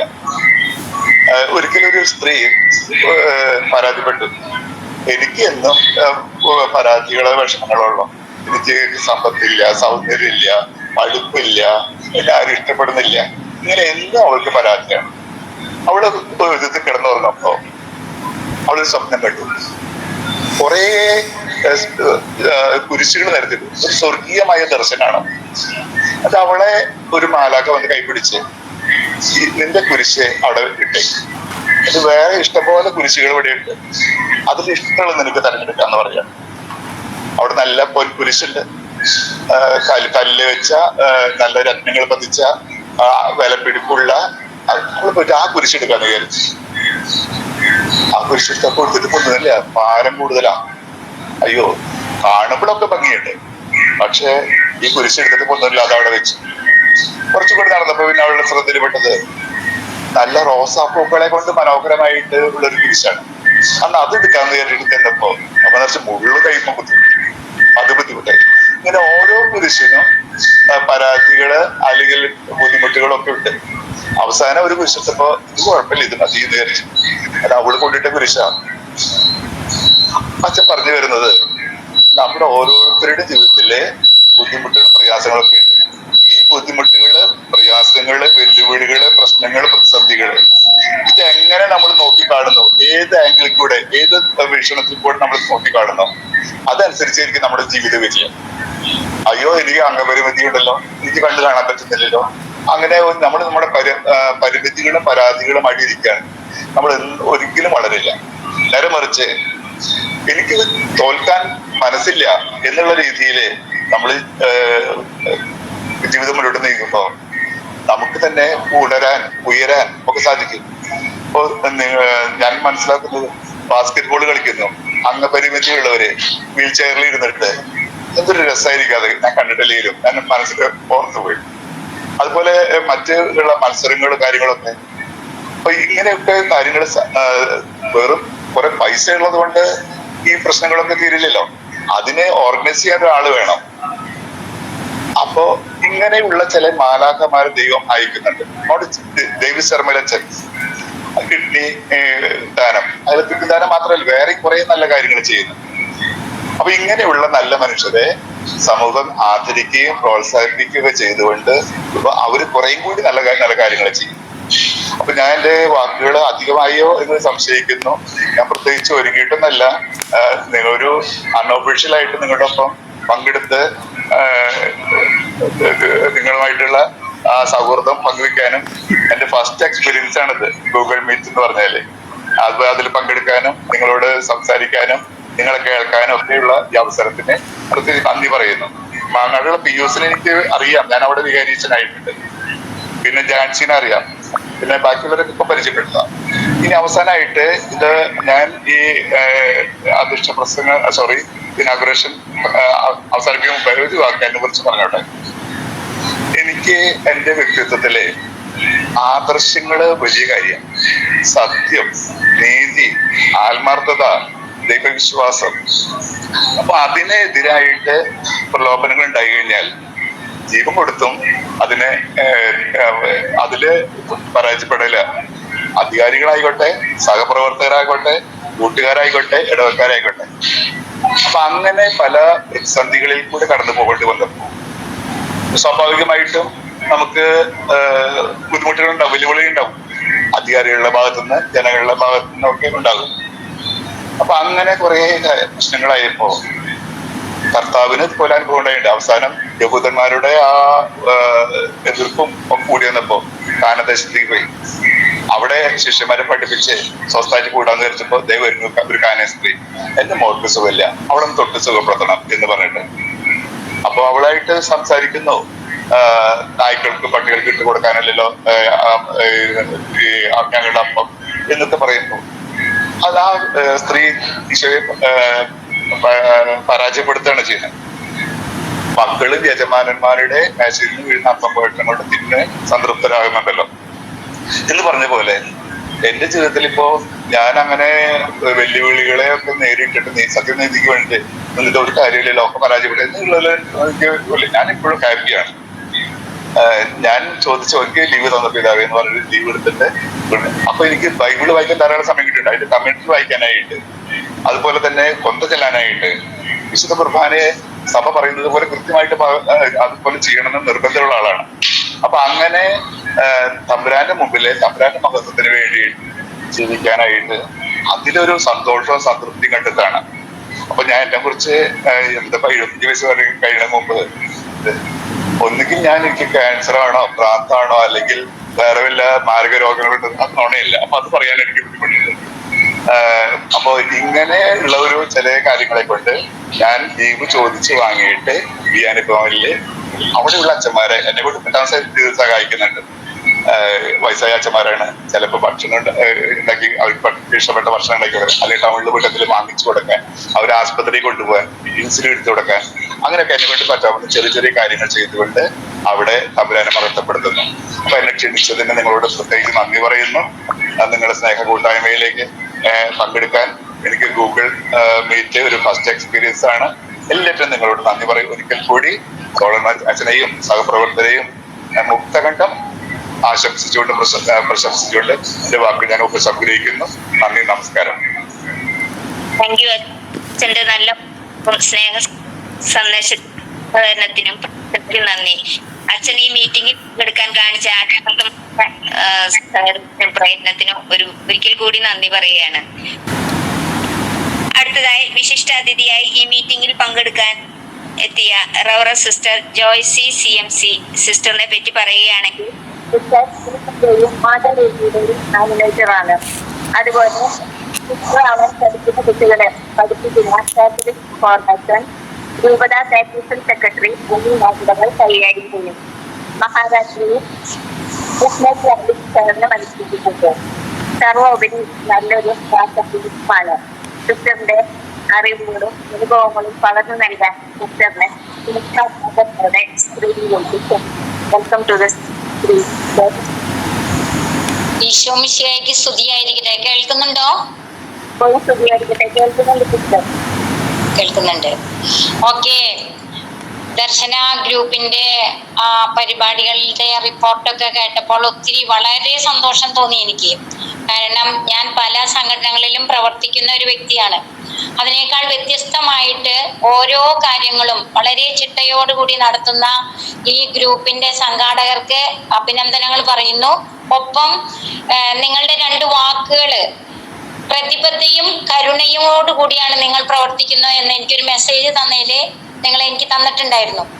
അത് വളരെ നന്നായിട്ട് തന്നെ ഈ സംഘടന, ദർശന സംഘടന ചെയ്യുന്നുണ്ട് എന്നുള്ളത് റിപ്പോർട്ടിൽ നിന്ന് എനിക്ക് മനസ്സിലായി. എല്ലാവർക്കും ഒരു ഓണത്തിന്റെ ആശംസകൾ നേരുന്നു. ഒപ്പം ഞാൻ എനിക്ക് ആകെ 15 മിനിറ്റാണ് അനുവദിച്ചിരിക്കുന്നതെന്ന് തോന്നുന്നു. അതിൽ വേഗം കാര്യങ്ങളൊക്കെ പറഞ്ഞ് ഞാൻ അവസാനിപ്പിക്കാം. ഈ വർഷം നമ്മെ സംബന്ധിച്ചിടത്തോളം ജൂബിലി വർഷമാണ്. ജൂബിലി വർഷം എന്ന് പറഞ്ഞാൽ പ്രത്യാശയുടെ വർഷമായിട്ടാണ് നമ്മള് ഫ്രാൻസിസ് പാപ്പ ഇത് പ്രഖ്യാപിച്ചിരിക്കുന്നത്. ഈ പ്രത്യാശയുടെ വർഷത്തിലെ റോമാക്കാർക്ക് എഴുതിയ ലേഖനം 2-ാം അധ്യായം 12-ാം വാക്യത്തിൽ പറയുന്നത് പോലെ പ്രത്യാശയിൽ നിങ്ങൾ സന്തോഷിക്കുവിൻ, അതുപോലെ തന്നെ നങ്കൂരം ഉറപ്പിക്കുവിൻ. പ്രത്യാശ നമ്മെ ഒരിക്കലും നിരാശരാക്കുന്നില്ല. അപ്പോൾ ഞാൻ ഇന്ന് ക്ലാസ് എടുക്കുന്നത് എന്താണ് നങ്കൂരം. നങ്കൂരം എന്ന് പറയുമ്പോൾ നമ്മുടെ കപ്പലിന്റെ അടിത്തട്ടിൽ ഉറപ്പിച്ച് കാറ്റോ ഒഴുക്കോ കാരണം ഒഴുകി പോകുന്നത് തടയുന്നതാണ് ഈ നങ്കൂരം എന്ന് പറയുന്നത്. അതുപോലെ നമ്മുടെ ജീവിതത്തിനും ഒരു നങ്കൂരം ആവശ്യമാണ്. അപ്പോ ഈ ജീവിതത്തിലെ നിങ്ങളെ സംബന്ധിച്ചിടത്തോളം പ്രതിസന്ധി നിറഞ്ഞ ജീവിതമാണ് നിങ്ങളുടെയൊക്കെ. ആ ജീവിതത്തിലെ 4 നങ്കൂരം നമുക്ക് ആവശ്യമാണെന്ന് എനിക്ക് തോന്നി. ഒന്നാമത്തെ നങ്കൂരമാണ് പ്രാർത്ഥനാ ജീവിതം. ദൈവവുമായിട്ടുള്ള ഒരു സംഭാഷണമാണ് പ്രാർത്ഥന. സ്നേഹ സംഭാഷണം എന്നാണ് വിശുദ്ധരൊക്കെ പറയാം. അപ്പൊ പ്രാർത്ഥിക്കുമ്പോൾ വ്യക്തിപരമായി നാം ദൈവത്തോട് ബന്ധപ്പെടണം. ദൈവത്തെ അനുഭവിച്ച് പരിപൂർണമായ ആശ്രയം വെക്കേണ്ടവരാണ് നമ്മളൊക്കെ. നമ്മളത്ര കഴിവുള്ളവരോ നമ്മളൊക്കെ അത്രയും പ്രഗത്ഭരോ ഒന്നല്ല, ദൈവത്തിൽ ആശ്രയിച്ച് ജീവിക്കുന്നവര്. അപ്പോൾ ലൂക്കായുടെ സുവിശേഷത്തിലെ 10-ാം അധ്യായത്തിൽ നമ്മൾ ഒരു 2 കഥാപാത്രങ്ങളെ കാണുന്നുണ്ട്. നിങ്ങളൊക്കെ കണ്ടിട്ടുള്ള കഥാപാത്രം തന്നെ. ഒന്ന് മറിയവും മർത്തയും. മറിയം കർത്താവിന്റെ വചനങ്ങൾ കേട്ട് ഈശോയുടെ പാദാന്ത്യത്തിലിരുന്നു. എന്നാൽ മർത്ത പലവിധ ശുശ്രൂഷകൾ മുഴുകി വ്യഗ്രചിത്തയും ഉത്കണ്ഠയും അസ്വസ്ഥയുമായിരുന്നു. ഈ നമ്മളുടെ ഒരു ജീവിതത്തിന്റെ ഒരു പ്രത്യേകത എന്ന് പറഞ്ഞാൽ എപ്പോഴും നമുക്കൊരു പരാതി പറയുന്ന ശീലമുണ്ട്. ഒന്നില്ലെങ്കിൽ നമ്മള് വീട്ടിലാണെങ്കിൽ മറ്റുള്ളവരുടെ എന്തെങ്കിലുമൊക്കെ കുറ്റങ്ങൾ പറഞ്ഞു, അല്ലെങ്കിൽ മറ്റുള്ളവരോട് പരാതി പറഞ്ഞു, നമ്മുടെ തന്നെ ജീവിതത്തിന്റെ കുറെ പരാതികൾ പറഞ്ഞു. അങ്ങനെ ജീവിക്കുന്ന ഒരു എന്താ പറയാ, അങ്ങനത്തെ ഒരു ജീവിത അവസ്ഥയിലൂടെയാണ് നമ്മളൊക്കെ കടന്നു പോകുന്നത്. അപ്പോ ഇവിടെ പറഞ്ഞത് മറിയം നല്ല ഭാഗം തിരഞ്ഞെടുത്തിരിക്കുന്നു എന്നാണ്. പ്രാർത്ഥനയിൽ വളരാൻ നാം ശ്രദ്ധിക്കേണ്ട 1-2 കാര്യങ്ങൾ സിസ്റ്റർ പറയാം. ഒന്ന്, കുടുംബ പ്രാർത്ഥന. നമ്മൾ ഒരുമിച്ച് ചേർന്ന് കുടുംബത്തിൽ നമ്മൾ പ്രാർത്ഥിക്കണം. ഒരുമിച്ച് പ്രാർത്ഥിക്കുന്ന കുടുംബം അനുഗ്രഹം ഉണ്ടാവും, ഐശ്വര്യം ഉണ്ടാവും. ഇപ്പോഴത്തെ ഒരവസ്ഥയിൽ നിന്ന് കുടുംബ പ്രാർത്ഥനയ്ക്ക് വളരെ അധികം സമയം അതിന് കൊടുക്കാതെ ലാഭിച്ച് ആകെ 5, 2, 3 മിനിറ്റ് പ്രാർത്ഥിക്കുന്ന ഒരു രംഗമായിട്ട് മാറുന്നുണ്ട്. അതല്ല വേണ്ടത്. നമ്മൾ ഒരുമിച്ചിരുന്ന് നമ്മൾ ഈ ദൈവത്തോട് പ്രാർത്ഥിക്കുമ്പോൾ ആ കുടുംബം ഐശ്വര്യമുള്ളതായി തീരും. അതുപോലെ പരിശുദ്ധ അമ്മയോട് ചേർന്ന് ജപമാല ചൊല്ലുക, അമ്മയോടുള്ള സ്നേഹം, മാതാവിനോടുള്ള സ്നേഹം. അതുപോലെ പരിശുദ്ധ കുർബാനയിലെ നമ്മൾ സജീവമായിട്ട് പങ്കെടുക്കണം. അതുപോലെ വ്യക്തിപരമായ പ്രാർത്ഥന. നമ്മൾ ഒരു നമ്മളെയൊക്കെ വീട്ടിലൊക്കെ, ഞാനൊരു കുടുംബ ജീവിതത്തിലൊക്കെ ജീവിച്ചിട്ടുള്ള ആളാണല്ലോ. അപ്പൊ എനിക്കറിയാം ഒരു കുടുംബത്തിൻ്റെതായ പ്രത്യേകതകളും കുടുംബത്തിൻ്റെതായിട്ടുള്ള എന്താ പറയാ തിരക്കും തിക്കും ഒക്കെ ഉണ്ടെങ്കിലും കുറച്ച് സമയം ഈശോയുടെ സന്നിധിയിൽ ഇരുന്ന് ഒരു 5 മിനിറ്റ് നേരം നമ്മളൊന്ന് വ്യക്തിപരമായി പ്രാർത്ഥിക്കാനായിട്ട് നമ്മൾ ശ്രദ്ധിക്കണം. അപ്പൊ നമ്മൾ ഒന്നാമത്തെ നങ്കൂരമായിട്ട് നമ്മൾ പ്രാർത്ഥനാ ജീവിതം കണ്ടു. 2-ാമത്തെ നങ്കൂരമായിട്ട് കുടുംബ ജീവിതമാണ്. ക്രിസ്തുവിൽ സ്നേഹത്തിൽ നിന്ന് ആര് എന്നെ വേർപെടുത്തും? റോമാക്കാർക്ക് എഴുതിയ ലേഖനം 8-ാം അധ്യായം 35 മുതൽ ഉള്ള തിരുവചനമാണ്. കുടുംബ ജീവിതം എന്ന് പറയുന്നത് വളരെ മനോഹരമായിട്ടുള്ള ദൈവത്തിന്റെ ദാനമാണ്. ആ ദാനത്തെ നമ്മൾ വളർത്തിക്കൊണ്ടുവരണം. അതായത് കുടുംബ ജീവിതത്തിലെ നമ്മൾ ശ്രദ്ധിക്കേണ്ട ഒരു 4 കാര്യം സിസ്റ്റർ പറയാം. 1 നല്ല മനോഭാവം, 2 നല്ല കാഴ്ചപ്പാട്, 3 നല്ല ചിന്തകള്, 4 നല്ല ബോധ്യങ്ങള്. ഈ കാര്യങ്ങള് നമ്മുടെ ജീവിതത്തിലെ പ്രാവർത്തികമാക്കുകയാണെങ്കിൽ കുറെയൊക്കെ നന്നായി ജീവിക്കാനായിട്ട് സാധിക്കും. അതുപോലെ തന്നെ പ്രകൃതിയിലെ മഴയും മഞ്ഞും വെയിലും തണലും കാറ്റും ഇടിയും മിന്നലും ഒക്കെ മാറി മാറി വരും. ഇപ്പോൾ നമ്മൾ പറയുന്നുണ്ട്, നമുക്കിപ്പോ ഈ കാലഘട്ടത്തിൽ നമുക്ക് കൃത്യം മനസ്സിലാവും, ഒന്ന് വെയിലുദിച്ചാൽ പിന്നെ മഴ.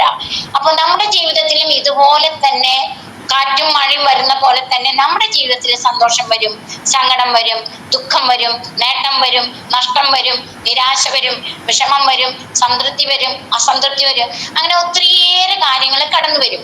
അപ്പൊ ജീവിതത്തെ നോക്കി ഒന്ന് ചിരിക്കാൻ നമുക്ക് സാധിക്കണം. എന്റെ ജീവിതം ഇതാണ്, ദുഃഖമാണെങ്കിലും സന്തോഷമാണെങ്കിലും അതെല്ലാം ദൈവത്തിൽ നിന്ന് വരുന്നതാണെന്നുള്ള ഒരു ബോധ്യം നമുക്ക് വരണം. അങ്ങനെ വളരുമ്പോഴാണ് നമ്മൾ കൂടുതൽ വളരാൻ സാധിക്കുക. അതുപോലെ ജീവിതത്തിലായിട്ട് നമുക്കൊരു പോസിറ്റീവ് എനർജി വേണം. നമ്മൾ ചത്തതിനൊക്കെ ജീവിതം എന്ന് പറഞ്ഞ് ജീവിച്ചാൽ പറ്റില്ല. നമ്മൾ നല്ല ആക്റ്റീവായിട്ട് നെഗറ്റീവ് എനർജീനെ നമ്മൾ കളയണം. നെഗറ്റീവ് എനർജീനെ മാറ്റുമ്പോ ഞാൻ നിർത്തണോ? ജീവിതത്തിലെ നെഗറ്റീവ് എനർജിയെ മാറ്റിയിട്ട് പോസിറ്റീവ് എനർജി ആയിട്ട് നമ്മൾ മാറ്റണം. പോസിറ്റീവ് എനർജി, അതായത് പോസിറ്റീവ് എനർജി എന്ന് പറയുമ്പോൾ നമ്മളുടെ ജീവിതത്തിലെ പോസിറ്റീവായിട്ടുള്ള കാര്യങ്ങൾ നമ്മൾ ചിന്തിക്കണം. അങ്ങനെ നമ്മൾ വളരണം. അപ്പൊ ഈ നെഗറ്റീവ് എനർജി കളയാനായിട്ട് നമുക്ക് ഫ്ലാഗ് എന്നൊരു വാക്കുണ്ട്, FLAG, അതായത് ഫിയർ, ലോസ്, ആങ്കർ, ഗിൽറ്റ്. ഇത് 4 നമ്മളിൽ നിന്ന് മാറിയാലാണ് നമുക്ക് പോസിറ്റീവായിട്ട് വരാൻ പറ്റുള്ളൂ. ഈ 4 കാര്യം, ഭയവും അതുപോലെ തന്നെ നഷ്ടവും ദേഷ്യവും പിന്നെ കുറ്റബോധവും ഒക്കെ വന്നിട്ടുണ്ടെങ്കിൽ നമുക്ക് എന്തായിട്ട് വരും? Negative energy. ആ നെഗറ്റീവ് എനർജിയെ കൂടുതൽ മാറ്റി നിർത്തി നമുക്ക് നല്ല പോസിറ്റീവ് എനർജി വരുത്താനായിട്ട് സാധിക്കണം. അപ്പൊ എങ്ങനെ പോസിറ്റീവ് എനർജി വരുത്തുക? സന്തോഷവും സമാധാനവും സ്നേഹവും കൂട്ടായ്മയും ഐക്യവും, അതുപോലെ നല്ല സംസാരം, തെറ്റ് വന്നാൽ സോറി പറയാനുള്ള ഒരു തിരുത്താനുള്ളത്, ക്ഷമ ചോദിക്കാനുള്ള, അങ്ങനെയുള്ള നല്ല നല്ല കാര്യങ്ങൾ നമ്മൾ പഠിച്ചിരിക്കണം. അപ്പോഴാണ് നമുക്ക് കൂടുതൽ നന്നായിട്ട് നല്ലൊരു കുടുംബജീവിതം, നല്ലൊരു വ്യക്തിത്വമൊക്കെ രൂപീകരിക്കാൻ സാധിക്കുള്ളൂ. നെഗറ്റീവായിട്ടുള്ള ദേഷ്യം, കോപം, അസൂയ, പിണക്കം, അഹങ്കാരം, അപകർഷത, വാശി, വൈരാഗ്യം, ഇതിനെയൊക്കെ ഈഗോ എന്ന് പറയും ചില കാര്യം. അപ്പൊ നമ്മളിൽ ഈഗോ ഉണ്ടെങ്കിൽ ഇതൊന്നും പോസിറ്റീവായിട്ട് വളരാൻ പറ്റില്ല.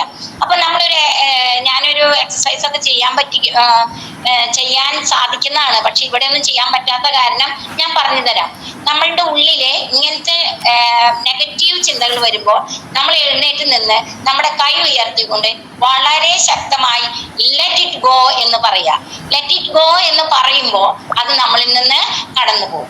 അപ്പൊ നമ്മൾ 2ാമത്തെ നങ്കൂരം കഴിഞ്ഞു. ഇനി നമ്മൾ 3ാമത്തെ നങ്കൂരത്തിലേക്ക് പോകാം. വചന അധിഷ്ഠിതമായ ജീവിതം. നമ്മളുടെ ജീവിതത്തിനെ പ്രത്യാശയോടുകൂടി ജീവിക്കണമെങ്കിൽ നമുക്ക് വചനത്തിനെ അധിഷ്ഠിതമായൊരു ജീവിതം നയിക്കണം. ദൈവവചനം എല്ലാ ദിവസവും വായിക്കാൻ നിങ്ങൾക്ക് സാധിക്കണം. കുടുംബത്തിന്റെ പ്രാരാബ്ദങ്ങളൊക്കെ ഉണ്ടെന്ന് അറിയാം, എങ്കിലും എപ്പോഴും വചനത്തിൽ അധിഷ്ഠിതമായ ഒരു ജീവിതം. വചനം നമ്മെ ശുദ്ധീകരിക്കും, വചനം നമ്മെ ജീവൻ നൽകും, വചനം നമുക്ക് സൗഖ്യം നൽകും, വചനം നമ്മെ ആശ്വസിപ്പിക്കും. അതുപോലെ വചനം എപ്പോഴും നമ്മുടെ ജീവിതത്തിൽ ഉണ്ടാവണം. അനുദിന ജീവിതത്തിൽ എപ്പോഴും വചനം പ്രാവർത്തികമാക്കാൻ നാം ശ്രമിക്കണം. അതുപോലെ വചനം വിശ്വസിക്കുക, വചനത്തിലെ നമ്മൾ എതിർക്കരുത്. വചനം നമ്മളെ എന്ത് പ്രതിസന്ധി വന്നാലും, എനിക്ക് കുറെ അനുഭവങ്ങൾ പറയാനുണ്ട്, എനിക്ക് സമയമില്ലാത്ത കാരണം ഞാൻ പറയണില്ല. കർത്താവാണ് എൻ്റെ ഇടയൻ, എനിക്ക് ഒന്നിനും കുറവുണ്ടാവില്ല. ഒരു മനുഷ്യൻ എൻ്റെ അടുത്ത് വന്നിട്ട് പറഞ്ഞു, സിസ്റ്ററെ എനിക്കൊരു വീടില്ല. അപ്പൊ ഞാൻ അവനോട് പറഞ്ഞു, ഈ വചനം പറഞ്ഞ് പ്രാർത്ഥിക്കേ, കർത്താവ് എൻ്റെ ഇടയൻ, എനിക്കൊന്നും കുറവുണ്ടാവില്ല. ഇങ്ങനെ പറഞ്ഞ് പ്രാർത്ഥിച്ച് അവനൊരു ദിവസം എന്നോട് വന്ന് പറഞ്ഞു, സിസ്റ്ററെ എനിക്ക് വീട് വെക്കാനുള്ള സ്ഥലം കിട്ടി എന്ന് പറഞ്ഞു. ഇത് അങ്ങനെ ഓരോരോ കാര്യങ്ങളില് നമ്മൾ വചനം നമ്മളെ മനസ്സിൽ പറഞ്ഞ് ദുഃഖങ്ങളിൽ നിന്നും അതുപോലെ തന്നെ വിഷമങ്ങളിൽ നിന്നൊക്കെ പിന്തിരിയാൻ ഈ വചനം വായിക്കുന്നത് നല്ലതാണ്. അതുപോലെ തന്നെയാണ് 4ാമത്തെ നങ്കൂരമാണ് നിത്യതയെ ലക്ഷ്യമാക്കിയിട്ടുള്ള ജീവിതം. നമ്മളുടെ ഈ ലോക ജീവിതം എന്ന് പറയുന്നത്, അതായത് നമ്മള് കുറച്ച് സമയം, ഏറിയത് 80, അതിനേക്കാൾ കൂടുതലൊക്കെ കിട്ടുന്നത് ബോണസാണ്. അപ്പോൾ നമ്മള് ഈ ലോകത്തിൻ്റെതായ സമ്പത്തിലും അതുപോലെ തന്നെ പ്രശസ്തിയിലും കീർത്തിയിലും ഒക്കെ ജീവിച്ചിട്ട് കാര്യമില്ല. നമുക്ക് കിട്ടാൻ പോകുന്നത് 6 അടി മണ്ണ് മാത്രമാണ് നമുക്ക് കിട്ടുക.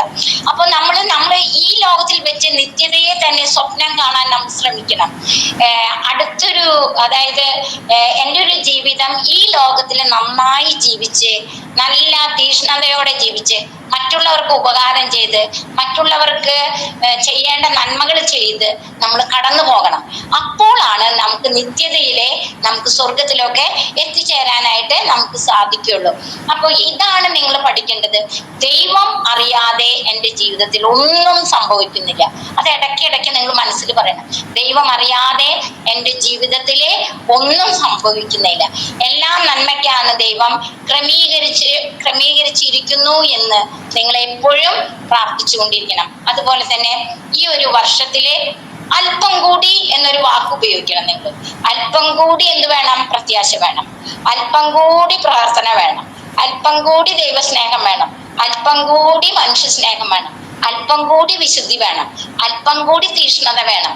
അല്പം കൂടി ദൈവ സാന്നിധ്യത്തിൽ സന്തോഷത്തോടെ ജീവിക്കാൻ ഇങ്ങനെ നിങ്ങൾക്ക് സാധിക്കട്ടെ എന്ന് ഞാൻ ആശംസിക്കുന്നു. എന്നെ വിളിച്ചതിന് ഒത്തിരി നന്ദിയുണ്ട്. അതുപോലെ തന്നെ നിങ്ങളുടെ റിപ്പോർട്ടൊക്കെ കേട്ടപ്പോൾ കുറച്ചും കൂടി തീഷ്ണതയായിട്ട് ജീവിക്കണമെന്ന് എനിക്കൊരു ആഗ്രഹം തോന്നി. ഇപ്പൊ ഈ ജൂബിലി വർഷത്തിൽ, ഈ പ്രത്യാശയുടെ വർഷത്തിൽ ദൈവകൃപയിൽ ആശ്രയിച്ച് പ്രത്യാശയോടുകൂടി ജീവിച്ച് ലോകം മുഴുവനും സന്തോഷവും സമാധാനവും നിറയട്ടെ എന്ന് ആശംസിച്ചുകൊണ്ട് എല്ലാവർക്കും നന്ദി, നമസ്കാരം. Thank you sister. വളരെ ചുരുക്കം സമയം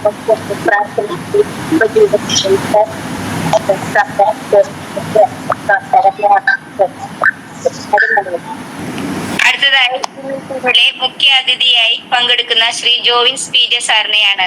സാർ ഒല്ലൂക്കര ഇടവക അംഗമാണ്. അദ്ദേഹം വെസ്റ്റ് പോലീസ് സ്റ്റേഷൻ കോർട്ടിൽ ഡ്യൂട്ടി ചെയ്യുന്നു. വളരെ തിരക്കിലും ഞങ്ങളുടെ മീറ്റിംഗിൽ പങ്കെടുക്കാൻ സമയം കണ്ടെത്തിയ അദ്ദേഹത്തിനെ സ്നേഹാദരവോടെ സ്ക്രീനിലേക്ക് ക്ഷണിക്കുന്നു. Welcome to the screen sir. Thank you. ഞാനേ എല്ലാവർക്കും നമസ്കാരം. ഇങ്ങനൊരു പരിപാടിയിൽ ഞാൻ ഇതുവരെ പങ്കെടുത്തിട്ടില്ല. പിന്നെ നമുക്ക് എന്താ പറയാ, നമ്മളൊരു പോലീസുകാരൻ എന്ന നിലയ്ക്ക് നമുക്ക് ധൈര്യമില്ല, അല്ലെങ്കിൽ പറയാനുള്ള ഇതില്ല എന്ന് പറയാൻ പറ്റില്ലല്ലോ. അപ്പോ അങ്ങനെ ഇതിലുള്ള ബഹുമാനപ്പെട്ട രണ്ട് അച്ഛന്മാർക്കും സിസ്റ്റർമാർക്കും ഇതിലത്തെ ഓരോ അംഗങ്ങൾക്കും എൻ്റെ നമസ്കാരം. ഞാൻ നിലവില് തൃശ്ശൂർ വെസ്റ്റ് പോലീസ് സ്റ്റേഷനില് ആണ് വർക്ക് ചെയ്യണേ. അവിടെ എനിക്ക് കോടതി ഡ്യൂട്ടിയാണ്. കേൾക്കുന്നുണ്ടോ ഞാൻ പറയണേ? കേൾക്കുന്നുണ്ട്, പറഞ്ഞോളൂ സർ. ഓക്കെ. വെസ്റ്റ് പോലീസ് സ്റ്റേഷനിൽ കോടതി ഡ്യൂട്ടിയാണ് ഞാൻ ചെയ്തുകൊണ്ടിരിക്കണേ. നിങ്ങള് ഈ ഒരു ദർശന ക്ലബ്ബ് എന്ന് പറയുന്ന ഈ ഒരു ഇതിന്റെ ആഭിമുഖ്യത്തിൽ ഇങ്ങനെ ഒരു ഇത്രയും കാര്യങ്ങള് നടക്കുന്നുണ്ടെന്നുള്ളത് ഞാൻ ഇപ്പോഴാണ് ഇത് മനസ്സിലാക്കണേ. ഇത്രയും ആൾക്കാർ അതിൽ പങ്കെടുക്കുന്നുണ്ട് എന്നുള്ളതും. ഇന്ന് കാലത്ത് ഞാൻ ഇതിനെ കുറിച്ചിട്ട് എന്റെ വൈഫിനോട് പറഞ്ഞപ്പോ വൈഫ് പറഞ്ഞു അവരുടെ പപ്പ ഇതിലെ ദർശന ക്ലബില് മെമ്പറാണെന്നോ, അല്ലെങ്കിൽ അതുമായി ബന്ധപ്പെട്ട കാര്യങ്ങളൊക്കെ അവർ ചെയ്യാറുണ്ടെന്നൊക്കെ അവര് പറഞ്ഞു. അപ്പൊ ഇതിന്റെ കൂടുതൽ ഡീറ്റെയിൽസ് അറിയില്ല എനിക്ക്. കുറച്ച് കാര്യങ്ങളാണ് എനിക്ക് അറിയുള്ളൂ. നിങ്ങൾക്ക് ഈ പോലീസിനെ സംബന്ധിച്ചോ അല്ലെങ്കിൽ കോടതിയിലത്തെ സംഭവങ്ങളെ കുറിച്ചിട്ടോ എന്തെങ്കിലും ഡൗട്ടുകൾ വരാറുണ്ടോ നിങ്ങൾക്ക്?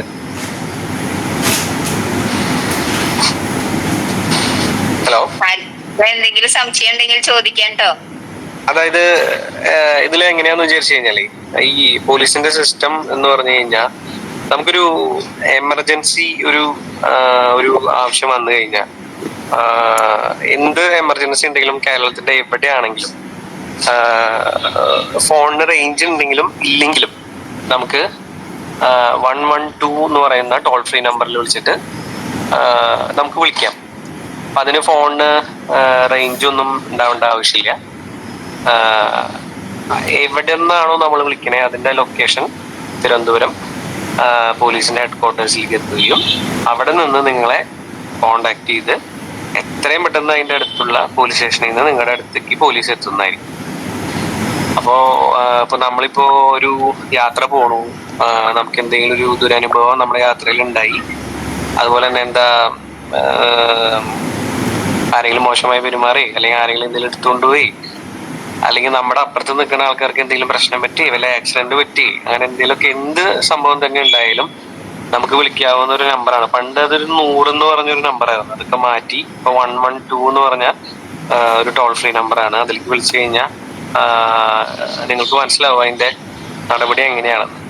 കാരണം എന്താന്ന് വിചാരിച്ചു കഴിഞ്ഞാൽ ഞങ്ങളുടെ പോലീസ് സ്റ്റേഷനിൽ അല്ല, ഞാൻ പറയുന്നത് സ്പീഡ് കൂടുണ്ടോ? ഇല്ല, മനസ്സിലാവുന്നുണ്ട്. ഞങ്ങളുടെ പോലീസ് സ്റ്റേഷനിൽ ഈ ഒരു ഇങ്ങനൊരു മെസ്സേജ് വന്നു കഴിഞ്ഞാൽ ഇത്ര സമയത്തിനുള്ളിൽ അത് അറ്റൻഡ് ചെയ്ത് അവിടെ ആ സ്പോട്ടിൽ എത്തണം എന്നാണ് ഞങ്ങൾക്ക് കിട്ടിയേക്കുന്ന നിർദ്ദേശം.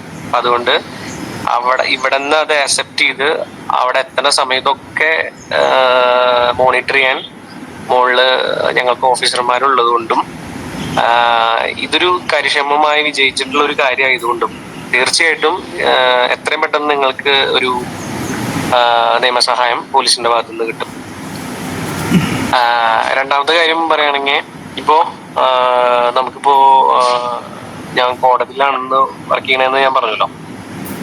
അപ്പൊ നമുക്ക് ഇവിടെ ഇപ്പൊ നമ്മളൊരു കേസിൽ നമ്മൾ പെട്ടു, അല്ലെങ്കിൽ നമുക്കൊരു കേസിനെ കുറിച്ചിട്ട് നമുക്ക് അറിയില്ല, അല്ലെങ്കിൽ എന്തെങ്കിലും ഒരു നിയമസഹായത്തിന് വേണ്ടിയിട്ട് ഇപ്പൊ നമ്മളൊരു വക്കീലിനെ നമ്മൾ അറിയില്ല എന്നുണ്ടെങ്കിൽ നമുക്ക് സൗജന്യ നിയമസഹായം എന്ന് പറഞ്ഞ ഒരു കാര്യം ഇവിടെ ഉണ്ട്. അതായത് DLSA എന്ന് പറയും, ഡിസ്ട്രിക്ട് ലീഗൽ സർവീസ് സൊസൈറ്റിയുടെ ഭാഗമായിട്ട് ഇവിടെ നമുക്കൊരു ലീഗൽ സർവീസ് ഉണ്ട്. അപ്പോ ഈ അയ്യന്തോള് നമ്മുടെ ജില്ലാ കോടതിയിൽ അതിന്റെ ഓഫീസ് വരുന്നത്. ഇവിടെ വന്നു കഴിഞ്ഞാൽ നമുക്കിപ്പോ നമ്മളൊരു കേസിൽ ഇപ്പൊ നമ്മൾ അറിയാണ്ട് ഒരു പ്രതിയായാലും നമ്മളൊരു കേസിൽ നമ്മളൊരു വാദിയായി കഴിഞ്ഞാൽ, ഇപ്പൊ സ്ത്രീകളാവുമ്പോൾ നമുക്ക് ഒരുപാട് പ്രശ്നങ്ങളുണ്ടാവും. നമുക്ക് എന്താ പറയാ, മറ്റുള്ള ആൾക്കാരെ ഒരു പ്രൊട്ടക്ഷൻ, ഇപ്പൊ നമ്മുടെ വീട്ടിൽ തന്നെ നമുക്ക് എന്തെങ്കിലും ഒരു പ്രശ്നം ഉണ്ടാകുമ്പോൾ നമ്മൾ വീട് ചിലപ്പോ നമ്മളുടെ ആങ്ങളമാരോ അല്ലെങ്കിൽ നമ്മുടെ വീട്ടിലുള്ള മറ്റുള്ള ആൾക്കാരൊക്കെ ആയിട്ട് ഒരുമിച്ചിട്ടുള്ള ഒരു ഇതായിരിക്കും. ചിലപ്പോൾ ആരെങ്കിലും നമുക്ക് ഒന്നും പറയാനില്ലാത്തതുകൊണ്ട് ചിലപ്പോൾ നമ്മളെ അടുത്ത് നമ്മളെ ഉപദ്രവിക്കാനോ അല്ലെങ്കിൽ നമ്മുടെ അടുത്ത് ദേഷ്യപ്പെടാനോ അങ്ങനെ എന്തെങ്കിലും കാര്യങ്ങൾക്ക് വന്ന് നമ്മളെ വീട്ടിൽ കയറ്റില്ല, അല്ലെങ്കിൽ വീട്ടിൽ നിന്ന് ഇറക്കി വിടുക, അല്ലെങ്കിൽ വീട്ടിലുള്ള സമയത്ത് ചീത്ത പറയുക, അല്ലെങ്കിൽ വീട്ടിലെ ഉപകരണങ്ങളൊക്കെ തല്ലി പൊട്ടിക്കുക, അങ്ങനെ ഒരു ഭീകരാന്തരീക്ഷമൊക്കെ സൃഷ്ടിക്കുന്നുണ്ടെങ്കിൽ നമുക്കൊരു സ്ത്രീകൾക്ക് ഏറ്റവും കൂടുതൽ കിട്ടുന്ന ഒരു സംഭവമാണ് പ്രൊട്ടക്ഷൻ ഓർഡർ എന്ന് പറഞ്ഞൊരു സംഭവം. അപ്പൊ അതിനൊന്നും നിങ്ങൾക്ക് 10 പൈസ ചെലവില്ല. ഇവിടെ വന്ന് നിങ്ങളൊരു ലേഡി ആയ മാത്രം മതി. ആണുങ്ങൾക്ക് സൗജന്യ നിയമസഹായം കിട്ടില്ല എന്നല്ല, സ്ത്രീകൾക്ക് അതിന് വരുമാന പരിധിയോ ഒന്നുമില്ല. ആണുങ്ങൾക്കാണെങ്കിൽ ഒരു വർഷം 3 ലക്ഷം രൂപയുടെ താഴെ ആവണം. സ്ത്രീകൾക്കാവുമ്പോൾ സ്ത്രീകളായതുകൊണ്ട് നമുക്ക് എല്ലാ വക സൗജന്യ നിയമസഹായം കിട്ടും. ഇപ്പൊ നമ്മള് അറിയാണ്ട് ഒരു കേസിൽ നമ്മൾ പ്രതിയായി, അല്ലെങ്കിൽ നമുക്ക് എന്തെങ്കിലും ഒരു പ്രശ്നം നമ്മുടെ ഭാഗത്തു നിന്ന് പറ്റി എന്നുണ്ടെങ്കിലും നമുക്കത് പറയാൻ, അല്ലെങ്കിൽ നമ്മളുടെ ഭാഗം പറയാൻ വേണ്ടിയിട്ട് നമുക്കിവിടെ വക്കീലിന് കിട്ടും. ആ വക്കീല് എന്ന് പറയുന്നത് സൗജന്യമായിരിക്കും. അതിന് 5 പൈസ നിങ്ങൾ കൊടുക്കേണ്ട ആവശ്യമില്ല. ഞാൻ പറയണത് മനസ്സിലാവുന്നുണ്ടോ? മനസ്സിലാവുന്നുണ്ട് സാർ.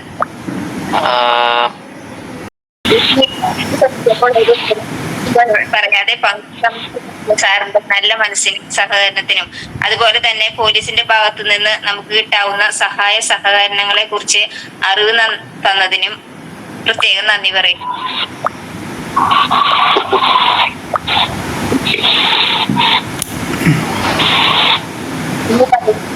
ശ്രീമതി ജാൻസിനെ സ്ക്രീനിലേക്ക് ക്ഷണിക്കുന്നു. Welcome to the screen. എല്ലാവർക്കും നമസ്കാരം. ആദ്യമേ തന്നെ ഓണത്തിന്റെ ആശംസകൾ എല്ലാവർക്കും നേരുന്നു. അവർ ലേഡി ഓഫ് സ്നേഹസറോസിന്റെ നേതൃത്വത്തിൽ 219ാമത് സ്നേഹസംഗമമാണ് നമ്മൾ ഇവിടെ ഗൂഗിൾ മീറ്റ് വഴി നടത്തപ്പെട്ടത്. ആദ്യമായി അധ്യക്ഷപദം അലങ്കരിച്ച നമ്മുടെ പ്രിയങ്കരനായ സോളമൻ കടമ്പാട്ടുപറമ്പിൽ CMI അച്ഛനെ ദർശന ക്ലബിന്റെ പേരിലും നമ്മുടെ ഗ്രൂപ്പിന്റെ പേരിലും ഏറ്റവും സ്നേഹത്തോടെ നന്ദി പറയുന്നു. അച്ഛന്റെ എല്ലാ പ്രവർത്തനങ്ങൾക്കും കഥയിലൂടെ നൽകിയ നല്ല സന്ദേശങ്ങൾക്കും നന്ദി. ഉദ്ഘാടനത്തിനായി എത്തിച്ചേർന്ന ഫാദർ ജോസ് കോനിക്കര അച്ഛനെ, എന്റെ അമ്മായിയുടെ മകനാണ്, ഹൃദയത്തിന്റെ ഭാഷയിൽ നന്ദി പറയുന്നു. അച്ഛന്റെ നല്ല വാക്കുകൾക്കും നന്ദി. ഞങ്ങളുടെ ക്ഷണം സ്വീകരിച്ച് ഈ ഗൂഗിൾ മീറ്റിംഗിൽ പങ്കെടുത്ത മുഖ്യാതിഥി മജിസ്ട്രേറ്റ് കോടതി പോലീസ് ശ്രീ ജോവിൻ സാറിനും ഏറ്റവും സ്നേഹത്തോടെ നന്ദി പറയുന്നു. ഞങ്ങൾക്ക് നൽകിയ അറിവുകൾക്കും നന്ദി പറയുന്നു. വിശിഷ്ടാതിഥി ബ്രദർ സിസ്റ്റർ പല മേഖലകളിലും പ്രവർത്തിച്ച ജോയ്സി CMIക്കും നന്ദി പറയുന്നു. ദർശന സർവീസ് സൊസൈറ്റിയുടെ PRO ആയ ശ്രീ പിയൂസ് കോട്ടപ്പുറം, റിപ്പോർട്ട് വായിച്ച കൺവീനർ ശ്രീ ജോസ് കൊരട്ടിച്ചേട്ടനും ഹൃദയപൂർവ്വം നന്ദി പറയുന്നു. ഇനി നന്ദി പറയുന്നത് നമ്മുടെ ഗ്രൂപ്പിലെ സഹോദരികൾക്കാണ്. ഭക്തി നിർഭരമായ പ്രാർത്ഥനാ ഗാനം ആലപിച്ച റീന വിൽസനും ഏറ്റവും സ്നേഹത്തോടെ സ്വാഗതം ആശംസിച്ച ജെസ്സി പോളിനും മനോഹരമായി ആങ്കറിംഗ് നടത്തിയ പ്രിൻസി ചാക്കോയ്ക്കും എല്ലാ ഗ്രൂപ്പ് അംഗങ്ങൾക്കും നന്ദി. സ്നേഹസംഗമത്തിൽ പങ്കെടുത്ത എല്ലാ വിശിഷ്ട വ്യക്തികൾക്കും ഗ്രൂപ്പ് അംഗങ്ങൾക്കും നന്ദി പറഞ്ഞുകൊണ്ട് ഈ വാക്കുകൾ അവസാനിപ്പിക്കുന്നു. ഒരിക്കൽ കൂടി എല്ലാവർക്കും നന്ദി. താങ്ക് യു ജാൻസി ചേച്ചി. എല്ലാവർക്കും ഹൃദയത്തിന്റെ ഭാഷയിൽ നന്ദി പറഞ്ഞ ജാൻസി ചേച്ചിക്ക് പ്രത്യേകം നന്ദി. ഈ മീറ്റിംഗിൽ പങ്കുകൊണ്ട എല്ലാവർക്കും സ്നേഹത്തിന്റെയും സമാധാനത്തിന്റെയും സമ്പൽ സമൃദ്ധിയുടെയും ഓണാശംസകൾ നേരുന്നു. അടുത്ത സ്നേഹസംഗമത്തിൽ വീണ്ടും കണ്ടുമുട്ടാം എന്ന പ്രതീക്ഷയോടെ ഏവർക്കും നന്ദി.